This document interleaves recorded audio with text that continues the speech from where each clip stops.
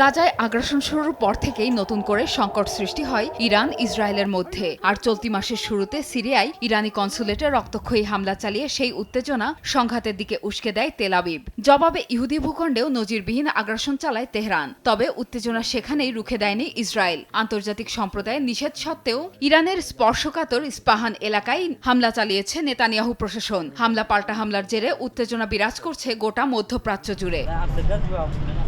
চলমান সংকটের মাঝে তেল আবিবকে আবারও কঠোর হুঁশিয়ারি দিয়েছে ইরানের রেভলিউশনারি গার্ড আইআরজিসি। নেতানিয়াহু প্রশাসনকে সতর্ক করে তেহরানের স্পষ্ট বার্তা, তাদের পারমাণবিক স্থাপনা ক্ষতির মুখে পড়লে তার চরম মূল্য দিতে হবে ইসরায়েলকে। দেশটির পারমাণবিক কর্মসূচির সার্বিক তত্ত্বাবধানে থাকা আইআরজিসির দাবি, পারমাণবিক স্থাপনায় কোনো ধরনের হামলা হলে প্রয়োজনে পারমাণবিক নীতি পুনর্বিবেচনা করবে তেহরান। পাল্টা আঘাত হানবে ইসরায়েলের পারমাণবিক কেন্দ্রগুলোতেও। এরই মধ্যে তেল আবিবের গোপন ঘাঁটিগুলোর অবস্থান সম্পর্কিত তথ্য সংগ্রহের দাবিও রেভলিউশনারি গার্ডের। যে কোনো ধরনের প্রতিক্রিয়ার জন্য ইরান পুরোপুরি প্রস্তুত জানিয়েও দিয়েছে কঠোর হুঁশিয়ারি। 1, 2, 3 ঢাকায় জমি জিতে নিন 100% ক্যাশব্যাক সহ 20 কোটি টাকার পুরস্কার।